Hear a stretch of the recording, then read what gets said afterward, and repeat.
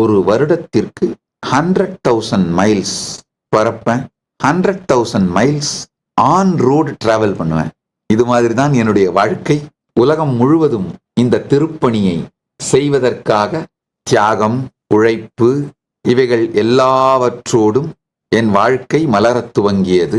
திருவண்ணாமலை மட்டுமல்லாது பல ஊர்களிலும், உலகம் முழுவதும் பல நாடுகளிலும் சத்சங்கங்கள், வகுப்புகள் மாத்திரமல்லாது ஆலயங்கள், ஆசிரமங்கள், ஆதீனங்கள், மடங்கள் உருவாகத் துவங்கின.